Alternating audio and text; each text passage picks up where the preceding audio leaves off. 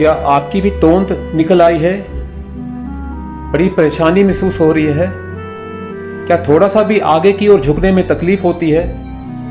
क्या चलते हुए या सीढ़ियां चढ़ते हुए आपकी भी सांस फूल जाती है? अगर ऐसा है तो आप अधिक वजन या फिर कहें मोटापे की गिरफ्त में आ चुके हैं।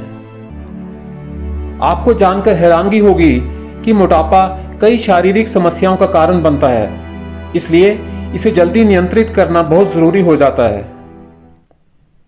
मैं हूं doctor Satish Yograj, yoga therapist और मेडिकल स्पेशलिस्ट, डायरेक्टर सत्य योगा हीलिंग रिसर्च सेंटर, सैनिक कॉलोनी, जम्मू से बोल रहा हूं। दोस्तों, आज के इस वीडियो में आइए हम जानते हैं कैसे हमारा वजन बढ़ जाता है। क्या हम ही उसके जिम्मेदार हैं? इसे हम कैसे कम कर सकते हैं और क्या हम घर बैठे भी इसे कम कर सकते हैं?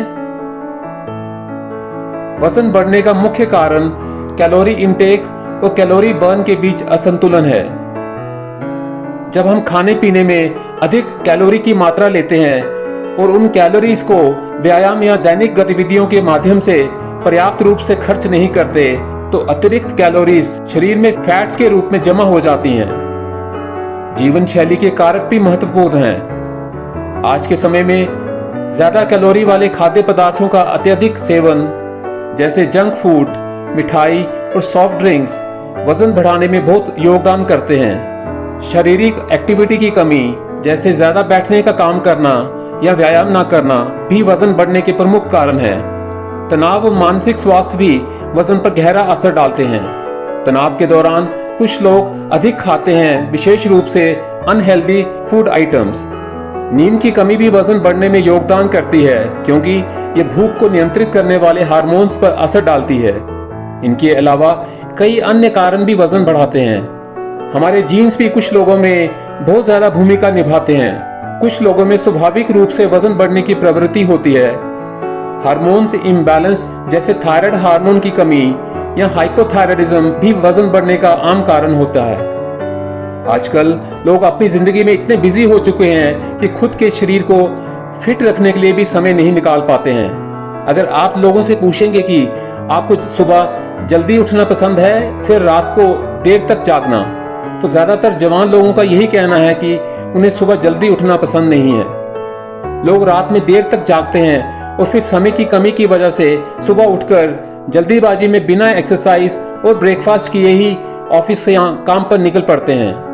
यही कारण है कि भारत में खराब लाइफस्टाइल के कारण होने वाली डायबिटीज, मोटापा और हाई ब्लड प्रेशर जैसी बीमारियां तेजी से बढ़ रही हैं। वजन बढ़ने को नियंत्रित करने के लिए संतुलित आहार, नियमित व्यायाम और स्वस्थ जीवन शैली अपनाना बहुत जरूरी है।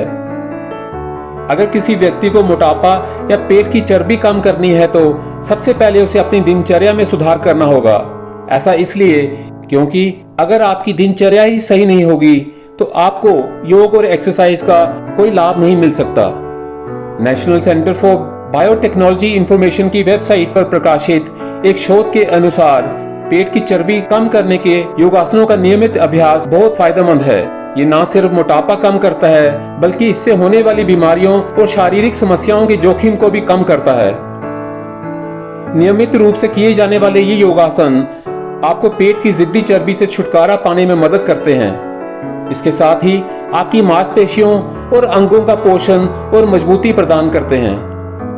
महिलाएं घर और बाहर की जिम्मेदारियों में इतनी उलझी रहती हैं कि खुद की ओर ध्यान ही नहीं दे पाती हैं।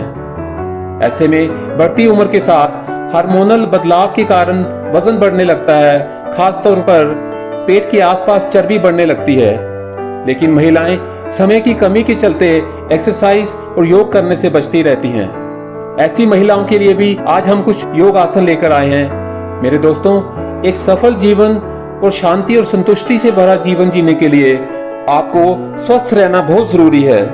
इसके लिए आपको व्यायाम और आराम करने के लिए पर्याप्त समय निकालना ही होगा। इस बात में कोई बना बनाया शॉर्टकट नहीं बना है। दोस्तों, मैं आप में से कई लोगों से पूरी तरह सहमत हूँ जो मोटापे से ग्रस्त हैं और वजन कम करना चाहते हैं, लेकिन इसके लिए अपना समय निर्धारित नहीं कर पा रहे हैं क्योंकि वे व्यायाम या जिम जाने के लिए समय की कमी के कारण घर से बाहर नहीं जा सकते। यहाँ पर मैं ये कहकर आपका उत्साह बढ़ा सकता हूँ कि आप घर पर रहकर भी मेरे विन्यास योग कार्यक्रम का पालन करके 2 से 3 महीनों में लगभग 10 से 15 किलोग्राम वजन कम कर सकते हैं। और इसके लिए आपको प्रतिदिन केवल 20 या 25 मिनट तक का ही समय निकालना है। दोस्तों, वजन कम करें 10 से 15 केजी तक घर बैठे विन्यास योग से। आज की इस वीडियो को शुरू करने से पहले मैं बात करूंगा इसके लिए कौन सी योग शैली अच्छी है। मैं योग शैलियों के 2 मुख्य प्रकारों के बारे में बात करूंगा। ये 2 योग शैलियां हैं, हठ योग या पारंपरिक स्थिर योग प्रकार और विन्यास या डायनेमिक योग शैली।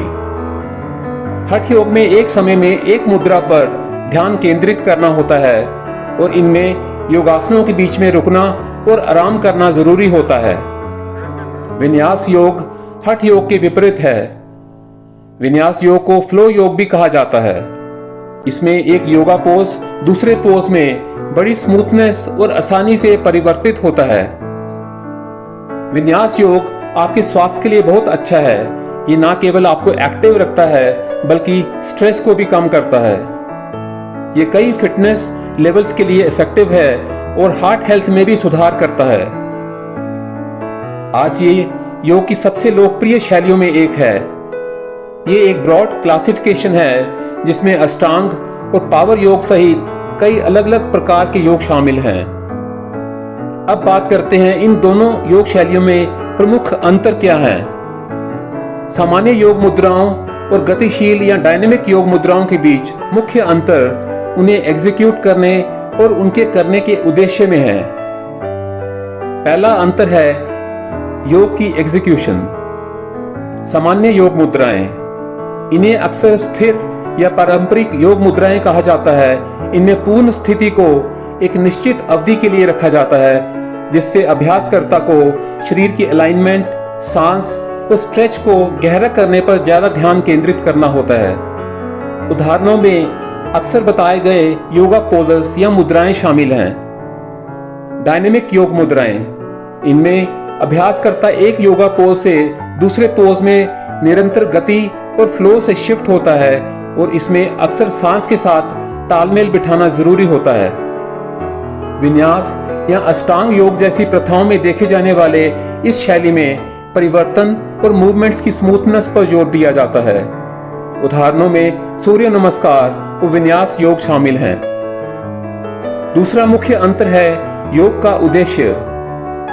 सामान्य योग मुद्राएं, सामान्य योगा पोजेस में पूर्ण स्थिति को एक निश्चित अवधि के लिए रखा जाता है जिससे कि शरीर में शक्ति, रिलैक्सेशन और स्थिरता का निर्माण हो और सचेतनता और आराम का एहसास हो।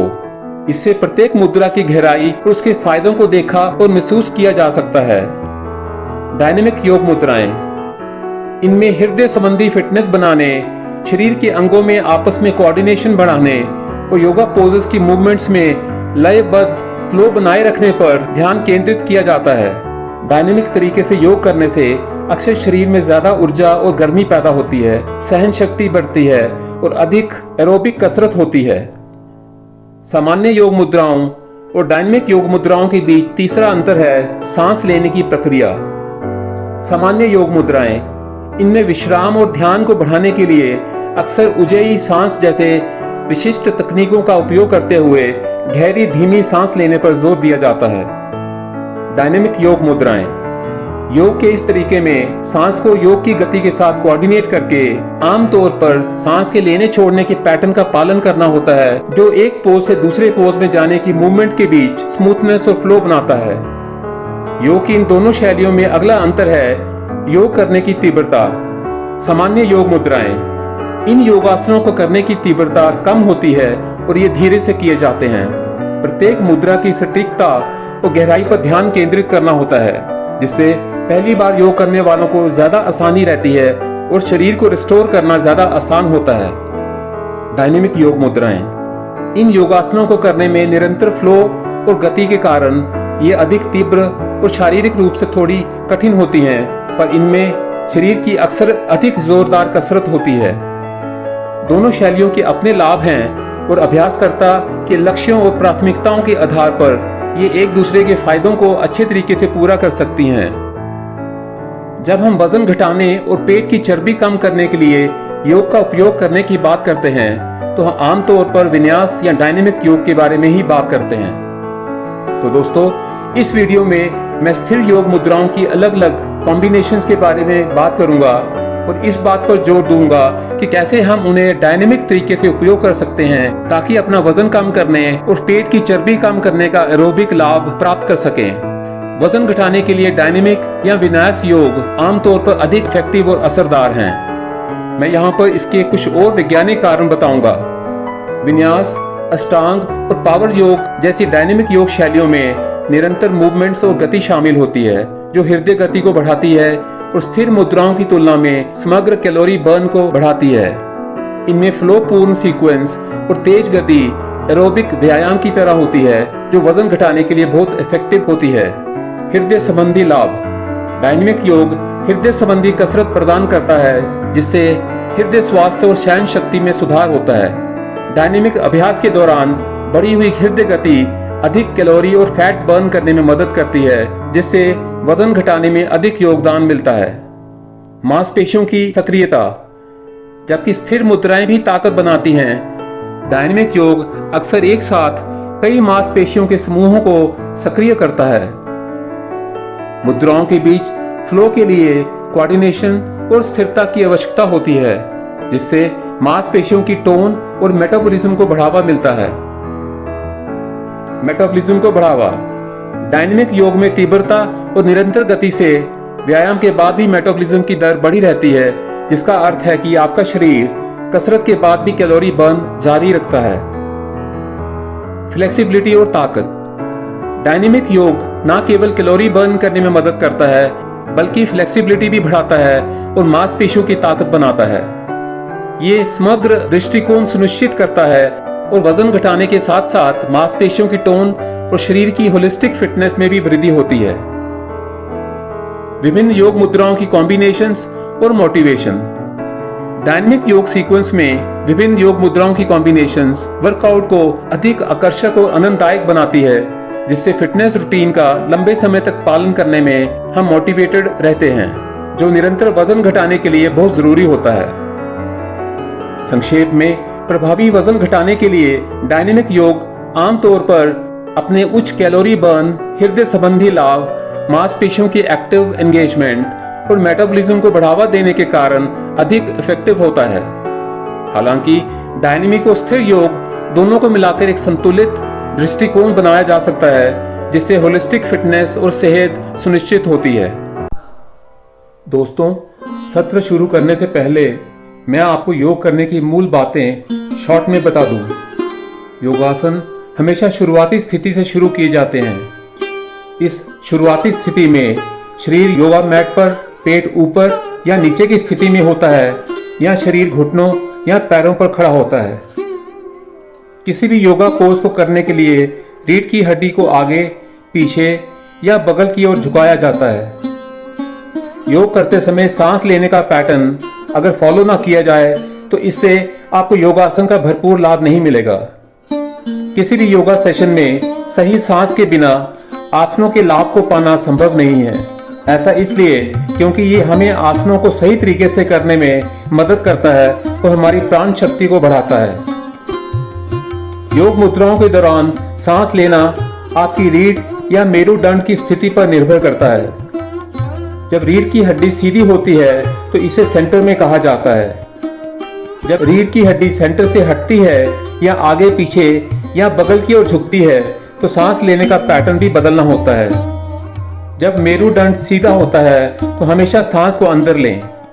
बगल की ओर झुकते समय सांस को छोड़ें। साइड में झुकने वाले आसनों को करते समय जब आप नीचे जाएं तो सांस को छोड़ें और जब सीधे ऊपर उठें या वापस शुरू की स्थिति में आए तो सांस अंदर लें।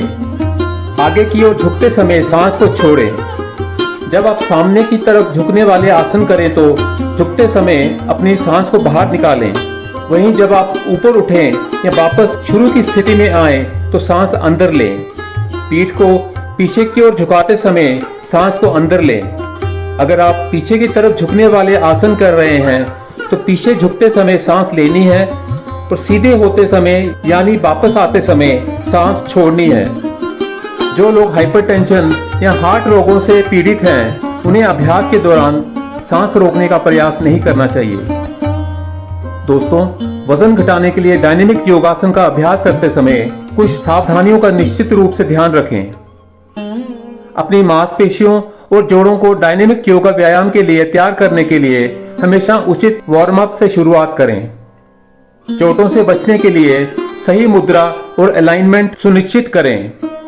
आसनों के सीक्वेंस को सरलता से शुरू करें और धीरे धीरे तीव्रता और अवधि बढ़ाएं। हाइड्रेट रहने के लिए अपने सत्र से पहले और बाद में थोड़ा पानी पिएं। योग अभ्यास के दौरान प्रदर्शन को बढ़ाने और चक्कर आने से रोकने के लिए उचित सांस लेने की प्रक्रिया पर ध्यान दें। अगर आपको दर्द या बेचैनी महसूस हो तो तुरंत रुक जाएं। अभ्यास के दौरान कुशनिंग प्रदान करने के लिए और फिसलने से रोकने के लिए सही योगा मैट का उपयोग करें। खिंचाव और मोच से बचने के लिए आसनों के अभ्यास के दौरान अपने शरीर को उसकी सीमा से ज्यादा ना खींचें। अगर आपको सत्र के बीच में अत्यधिक थकान महसूस हो तो थोड़ा ब्रेक ले लें। किसी योग प्रशिक्षक से सलाह जरूर लें, खासकर अगर आप योग के शुरुआती अभ्यासी हैं। अगर आपको कोई मेडिकल समस्या है तो अपने डॉक्टर से मंजूरी लें। अपनी मांसपेशियों को आराम देने के लिए डायनेमिक योगासन के सत्र के अंत में कूल डाउन सेशन के साथ समाप्त करें। पेट भरा होने पर अभ्यास ना करें। खाने के 2-3 घंटे बाद तक इंतजार करें। आरामदायक हवादार पोशाक चुनें जिससे अभ्यास के दौरान आप फ्रीली मूव कर सकें। आपकी पीठ की सुरक्षा के लिए अभ्यास के दौरान अपनी कोर मांसपेशियों को जितना हो सके एक्टिव रखें। सुरक्षित स्थिर वातावरण में अभ्यास करें। तेज हवा और अत्यधिक तापमान से बचें। कठिन पोजेस में सहायता के लिए ब्लॉक्स, स्ट्रैप्स या अन्य प्रॉप्स का उपयोग करें। नियमित रूप से अभ्यास करें, लेकिन थकान और चोटों से बचने के लिए इसे ज्यादा ना करें। ध्यान बढ़ाने और चोटों से बचने के लिए अभ्यास के दौरान अपनी मूवमेंट्स के प्रति सचेत रहें। फ्लेक्सिबिलिटी और ताकत के अपने स्तर के अनुसार ही पोज को बदलें। किसी भी ऐसे पोज और उसकी सीमा से बचें जो मांसपेशियों और जोड़ों में अत्यधिक खिंचाव का कारण बनता हो। अब मैं आपको योग की विभिन्न तकनीकों और उनकी डायनेमिक कॉम्बिनेशंस के बारे में बताऊंगा, जिन्हें आप घर पर ही योगा मैट या कंबल पर कर सकते हैं। इसके लिए आपको लगभग 20 से 30 मिनट का समय ही चाहिए। वजन घटाने और पेट कम करने के डायनेमिक योग के इस सत्र में मैं सूर्य नमस्कार से शुरू करूंगा।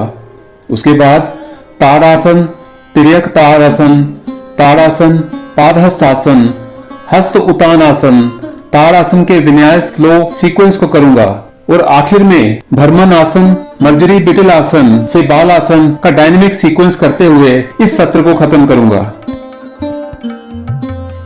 तो आइए शुरू करते हैं इस सत्र को। योग के डायनेमिक सत्र की शुरुआत आमतौर पर सूर्य नमस्कार से होती है, जो स्वाभाविक रूप से वार्म अप का काम करता है। सूर्य नमस्कार के दौरान 12 बार भगवान सूर्य को 12 मुद्राओं में नमस्कार किया जाता है, जिसमें हर मुद्रा के दौरान अलग अलग मंत्रों का प्रयोग किया जाता है और इस प्रकार हम 12 मंत्रों के साथ 12 मुद्राओं में भगवान सूर्य को नमस्कार करते हैं। सूर्य नमस्कार की पहली क्रिया है प्रणामासन या प्रेयर पोज। किसी स्वच्छ, एकांत एवं शांत स्थान में दरी, कंबल अथवा योगा मैट बिछाकर सूर्य की दिशा की ओर मुख करके खड़े हो जाएं। दोनों पैरों, एड़ियों तथा पंजों में कुछ अंतर रखते हुए खड़े हो जाएं। रीढ़ की हड्डी को बिल्कुल सीधा रखें। श्वास लेते हुए दोनों हाथ बगल से ऊपर उठाएं और सांस छोड़ते हुए हथेलियों को प्रणाम मुद्रा में जोड़ हृदय के सम्मुख रखें। मन में पहले मंत्र ओम मित्राय नमः का जप करते हुए सूर्य देवता को प्रणाम करें। ये सूर्य नमस्कार की पहली क्रिया की पूर्ण स्थिति है। इस स्थिति से सूर्य नमस्कार के दूसरे स्टेप हस्त उत्तानासन या रेस्ट आर्म पोज में जाएं। श्वास लेते हुए दोनों हाथों को ऊपर उठाते हुए कमर, पीठ, गर्दन, सिर और बाहों को पीछे की ओर ले जाएं। बाजुओं की बाइसेप्स मसल्स को कानों के समीप रखें। इस आसन में पूरे शरीर को एड़ियों से लेकर हाथों की उंगलियों तक सभी अंगों को ऊपर की ओर खींचने का प्रयास करें। शरीर का संतुलन बनाए रखें, पैर बिल्कुल सीधे रखें। मन में दूसरे मंत्र ओम रवे नमः का जप करते हुए सूर्य देवता को प्रणाम करें। यह सूर्य नमस्कार की दूसरी क्रिया की पूर्ण स्थिति है। इस स्थिति में कुछ सेकंड रुकने के बाद आप यहां से सूर्य नमस्कार के तीसरे स्टेप पादहस्तासन या स्टैंडिंग फॉरवर्ड बेंड पोज में जाएं। सांस छोड़ते हुए दोनों हाथों को वापस सामने की ओर नीचे लाते हुए कमर से शरीर को मोड़ते हुए सामने की ओर झुकें। दोनों हाथों की हथेलियों को दोनों पैरों के बगल में भूमि पर रखें। पैरों को बिल्कुल सीधा रखना है, घुटने ना मोड़ें, ऐसा प्रयास करें। यदि आपको खुले हाथों से फर्श को छूने में कठिनाई हो तो आप या तो अपनी उंगलियों से फर्श को छू सकते हैं या तो आप अपने घुटनों को थोड़ा मोड़ लें और फिर अपने हाथों से फर्श को छूने की कोशिश कर सकते हैं। ऐसा हो जाने पर आप अपने घुटनों को धीरे से सीधा करने का प्रयास भी कर सकते हैं। मन में तीसरे मंत्र ओम सूर्याय नमः का जप करते हुए सूर्य देवता को प्रणाम करें। यह सूर्य नमस्कार के तीसरे स्टेप की पूर्ण स्थिति है। इस स्थिति में कुछ सेकंड रुकने के बाद आप यहां से सूर्य नमस्कार के चौथे स्टेप अश्व संचालन आसन या इक्वेस्ट्रियन पोज में जाएं।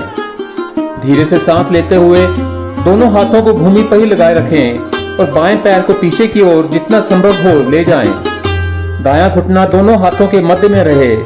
छाती को सामने की ओर और गर्दन को पीछे की ओर ले जाते हुए आकाश की ओर देखें। मन में चौथे मंत्र ओम भानवे नमः का जप करते हुए सूर्य देवता को प्रणाम करें। ये सूर्य नमस्कार की चौथी क्रिया की पूर्ण स्थिति है।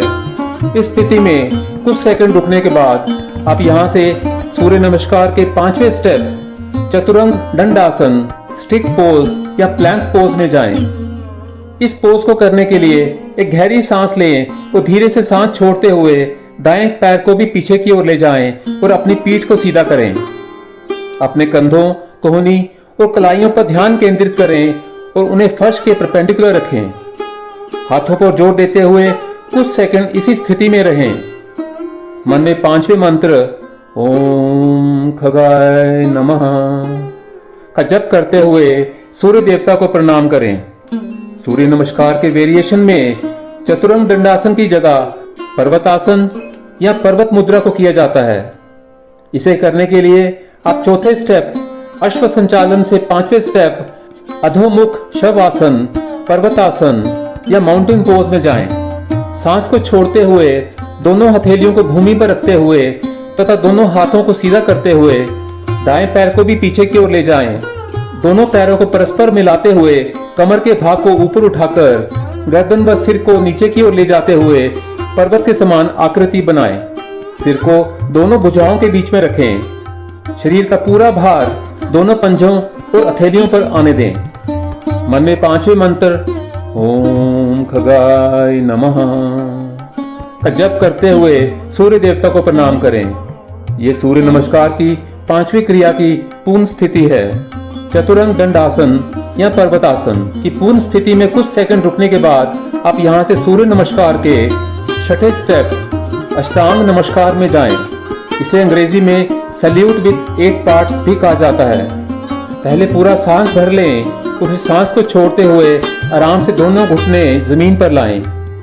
अपने कूल्हों को ऊपर की ओर उठाएं, पूरे शरीर को आगे की ओर खिसकाएं, अपनी छाती और चिन को जमीन से छुएं।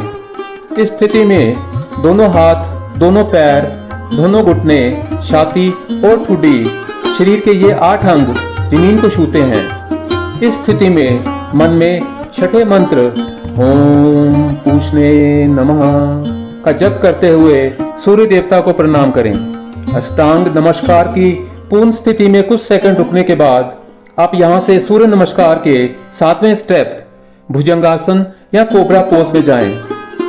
हथेलियों को भूमि पर ही लगाए रखते हुए बाहों को सीधा करने का प्रयास करें। सांस को धीरे से भरते हुए शरीर के नाभि के निचले भाग को भूमि पर ही रखें तथा नाभि से ऊपर के भाग को जमीन से ऊपर उठाएं। गर्दन को पीछे की ओर ले जाते हुए आकाश की ओर देखें। मन में 7वें मंत्र ओम हिरण्यगर्भाय नमः का जप करते हुए सूर्य देवता को प्रणाम करें। यह सूर्य नमस्कार की 7वीं क्रिया की पूर्ण स्थिति है। भुजंगासन की पूर्ण स्थिति में कुछ सेकंड रुकने के बाद आप यहां से सूर्य नमस्कार के 8वें स्टेप अधोमुख शवासन, पर्वतासन या माउंटेन पोज में जाएं। इसे अंग्रेजी में डाउनवर्ड फेसिंग डॉग पोज कहा जाता है।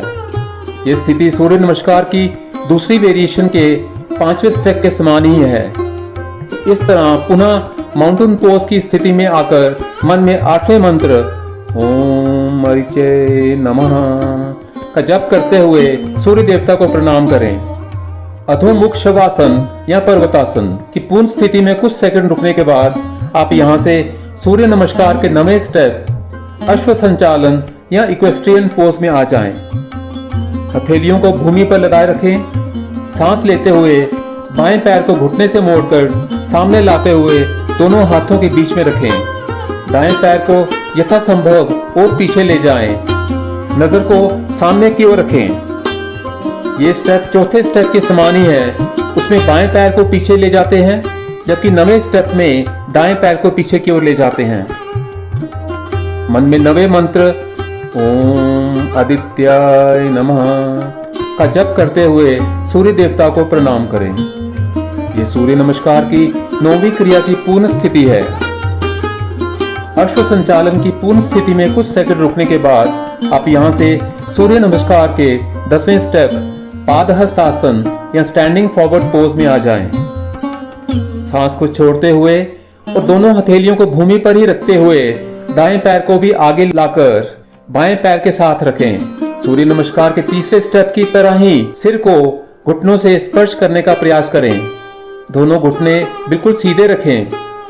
मन में 10वें मंत्र ओम सवित्रे नमः का जप करते हुए सूर्य देवता को प्रणाम करें। ये सूर्य नमस्कार की 10वीं क्रिया की पूर्ण स्थिति है। पादहस्तासन की पूर्ण स्थिति में कुछ सेकंड रुकने के बाद आप यहां से सूर्य नमस्कार के 11वें स्टेप हस्त उत्तानासन या रेज्ड आर्म पोज में आ जाएं। अब सीधे खड़े हो जाएं। सूर्य नमस्कार के दूसरे स्टेप के अनुरूप दोनों हाथों को ऊपर उठाते हुए कमर, पीठ, सिर, गर्दन तथा बाहों को पीछे की ओर ले जाएं। शरीर का संतुलन बनाए रखें। पैर बिल्कुल सीधे रखें। मन में 11वें मंत्र ओम अर्काय नमः का जप करते हुए सूर्य देवता को प्रणाम करें। ये सूर्य नमस्कार की 11वीं क्रिया की पूर्ण स्थिति है। हस्त उत्तान आसन की पूर्ण स्थिति में कुछ सेकंड रुकने के बाद आप यहां से सूर्य नमस्कार के 12वें स्टेप प्रणाम आसन या प्रेयर पोज में आ जाएं। सीधे खड़े रहें। अब कमर, पीठ, सिर, गर्दन तथा बाहों को आगे की ओर ले आएं। सूर्य नमस्कार के पहले स्टेप के अनुरूप दोनों हाथों को प्रणाम की मुद्रा में जोड़ लें। मन में 12वें मंत्र ओम भास्कराय नमः का जप करते हुए सूर्य देवता को प्रणाम करें।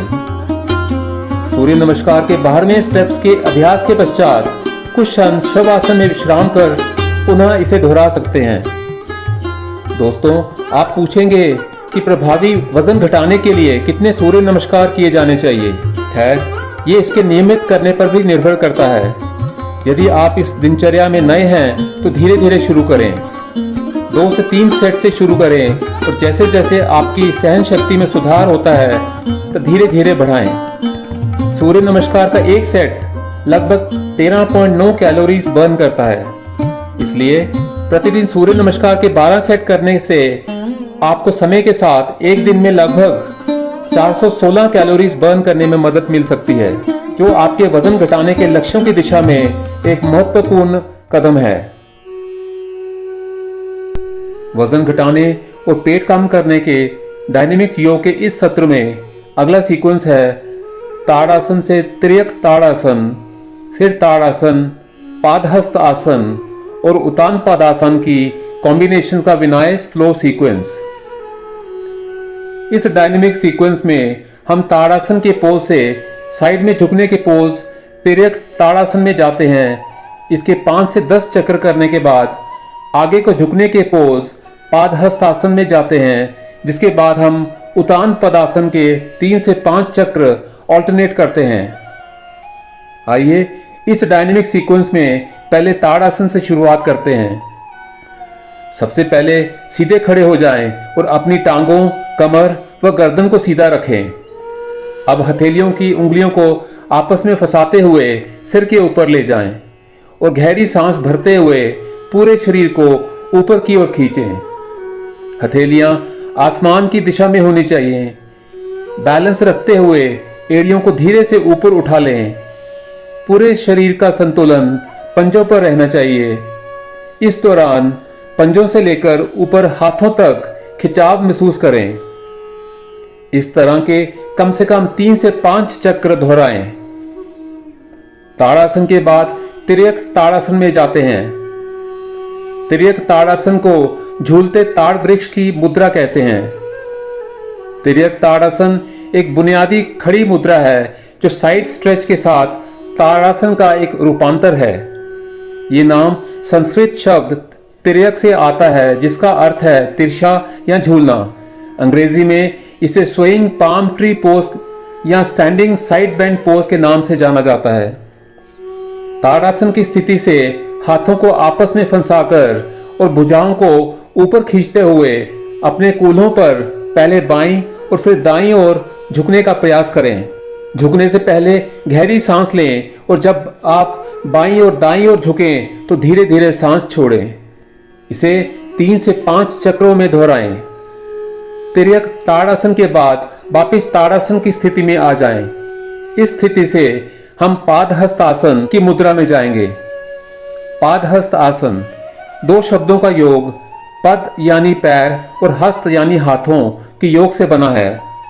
ये योग करते समय हाथों को जमीन पर पैरों के साथ सटाकर रखा जाता है, जिस कारण इसे पादहस्त आसन कहा जाता है।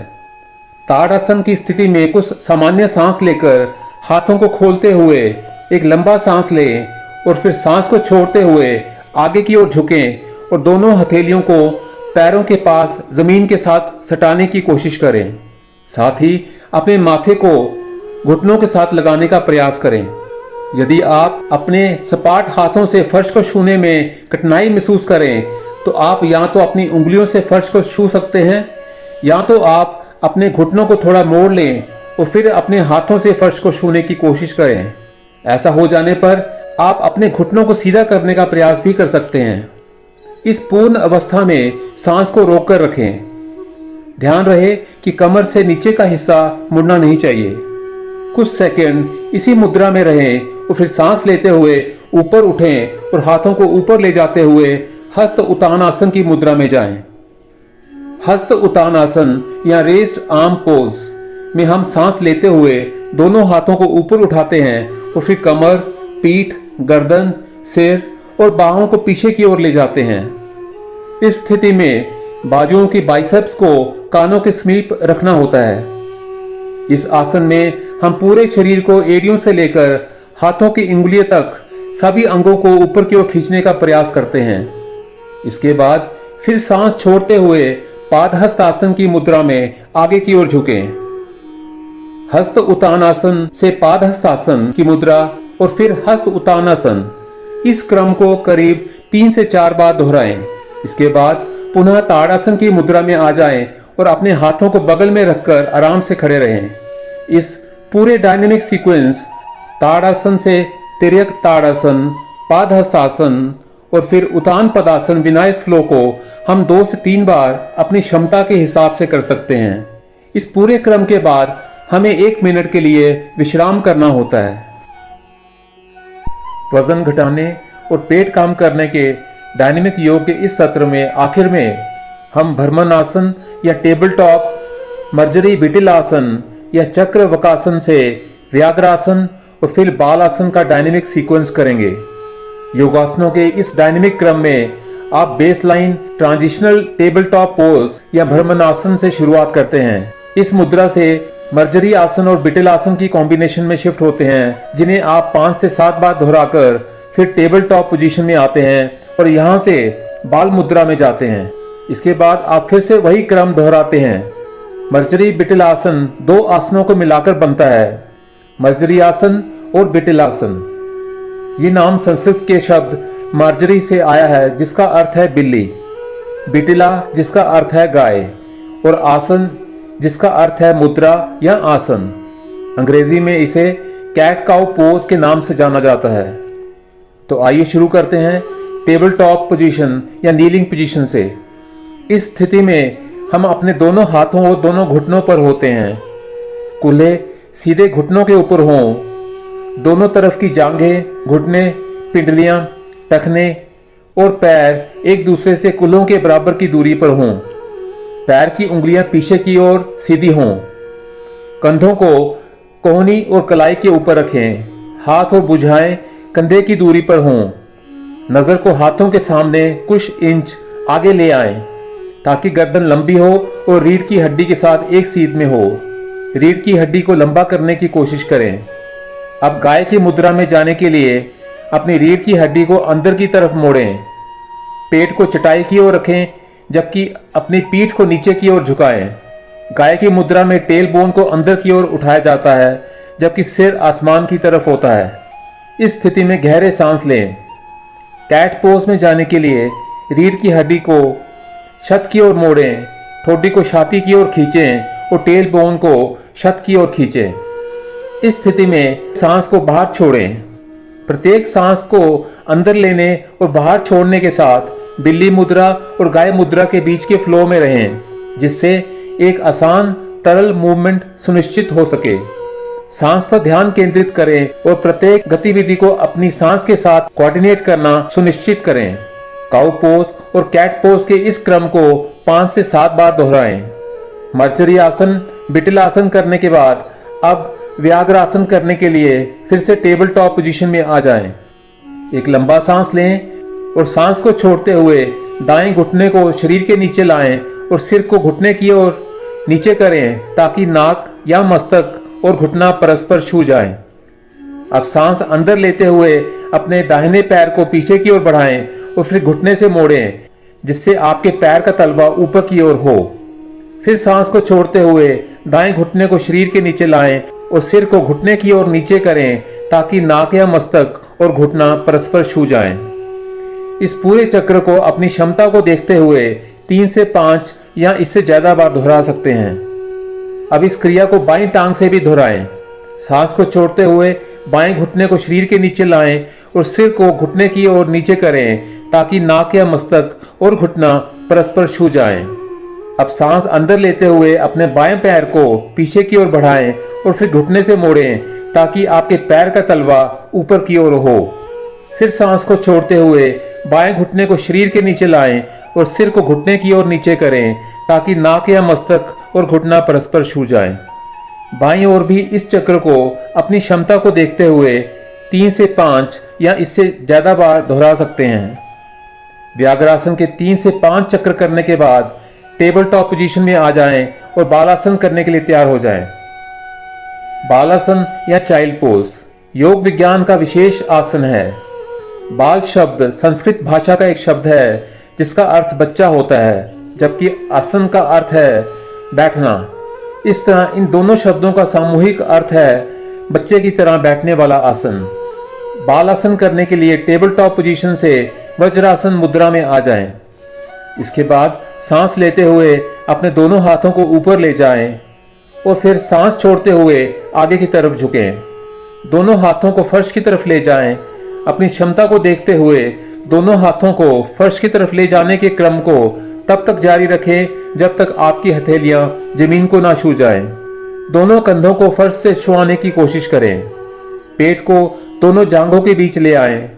अब कूल्हे को सिकोड़ते हुए नाभि की तरफ खींचने की कोशिश करें। इनर थाइस या भीतरी जांघों पर स्थिर हो जाएं।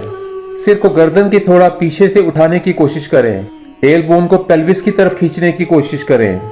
यदि आपको सिर जमीन की ओर ले जाते समय अपनी पीठ में दर्द महसूस हो, तो आप अपने माथे को निचली जांघों पर टिका सकते हैं। इस स्थिति में आपके कंधे फर्श से उठे रहेंगे। दोनों हाथ घुटनों की सीध में ही रहें। आपको कंधों का खिंचाव शोल्डर ब्लेड से लेकर पूरी पीठ में महसूस होना चाहिए। इसी स्थिति में 5 से 10 सेकंड तक बने रहें। अब धीरे धीरे फ्रंट टॉर्सो को खींचते हुए और सांस को लेते हुए वज्रासन मुद्रा में वापस आ जाएं। इस पोजीशन से फिर से भ्रमणासन, मर्जरी आसन, विटलासन से व्याघ्रासन से बालासन का डायनेमिक सीक्वेंस शुरू करें और इस पूरे क्रम को अपनी क्षमता के हिसाब से 3 बार या उससे ज्यादा बार दोहराएं। डायनेमिक योगासनों के इस पूरे क्रम को करने के बाद योग मैट पर शवासन में कमर के बल लेट जाएं और आंखें बंद कर लें। दोनों पैरों के बीच 1 फुट के आसपास की दूरी रखें और हाथों को शरीर से थोड़ा सा दूर फैलाकर रखें। हथेलियां ऊपर की दिशा में रखें। धीरे धीरे सांस लेते रहें और छोड़ते रहें और पूरा ध्यान सांसों की गतिविधि पर रखें। फिर अपना ध्यान एक एक करके पैरों से लेकर सिर तक के सभी अंगों पर ले जाएं और महसूस करें कि आप हर तरह के तनाव से मुक्त हो रहे हैं। शरीर के प्रत्येक अंग को आराम मिल रहा है। कुछ देर इसी अवस्था में रहें और जब लगे कि शरीर तनाव मुक्त हो गया है और मन शांत है तो बाईं ओर करवट लेकर हाथों का सहारा लेते हुए बैठ जाएं और धीरे धीरे अपनी आंखें खोलें। दोस्तों, इस वीडियो के अंत में वजन घटाने और पेट काम करने के ऊपर बताए गए डायनेमिक योगासनों के क्रम के साथ आपको कुछ और टिप्स बताना चाहता हूं जिन्हें अपनाना बहुत जरूरी है। योग करने के अलावा अपनी जीवन शैली को एक्टिव रखना जरूरी होता है, क्योंकि खराब दिनचर्या मोटापा के साथ अन्य कई समस्याओं का कारण बनती है। डाइट में ज्यादा फल, सब्जियां और अनाज को शामिल करें और ऐसे भोजन का सेवन करने से बचें जो मोटापा बढ़ाने का कारण बनते हैं, जैसे कि जंक फूड्स और फ्राइड फूड्स। मोटापा घटाने के उपाय में प्रोटीन युक्त खाद्य पदार्थों को आहार में शामिल करें। इनमें बीन्स, मछली, फलियां और अंडे के सफेद हिस्से को शामिल करें। भरपूर मात्रा में पानी का सेवन बढ़ते वजन की समस्या में फायदेमंद होता है। पानी न सिर्फ हाइड्रेट रखता है बल्कि ये भूख को भी नियंत्रित करता है और वजन को भी कम करने में सहायक होता है। मोटापा और पेट की बढ़ती चर्बी को नियंत्रित करने के लिए रात के भोजन के बाद स्नैक्स का सेवन बंद कर दें, क्योंकि ये आदतें मोटापे का कारण बनती हैं। दोस्तों, चाहे आप शारीरिक रूप से अस्वस्थ हों या मानसिक रूप से, योग हर समस्या में फायदेमंद होता है। इसलिए पेट की चर्बी कम करने के लिए बताए गए योगासनों का अभ्यास जरूर करके देखें। वहीं किसी भी साइड इफेक्ट से बचने के लिए इन पेट कम करने वाले डायनेमिक योगासनों को किसी योग ट्रेनर की देखरेख में ही शुरू करें। साथ ही बताई गई सावधानियों का पालन करें। ये भी ध्यान में रखें कि योग भी तभी असर करता है जब हम पूरे विश्वास के साथ उसे करते हैं। अंत में मैं आशा करता हूं कि आप सभी जो मोटापे और उससे संबंधित बीमारियों से पीड़ित हैं, इन डायनेमिक योगासनों को करने के लिए बिना कोई बहाना बनाते हुए प्रतिदिन कम से कम 20 से 30 मिनट का समय जरूर निकालेंगे, खासकर यदि आप टहलने या जिम जाने के लिए बाहर नहीं जा सकते। अगर आप कोशिश करते हैं तो आपकी ये यात्रा जरूर सफल होगी, ऐसा मेरा मानना है।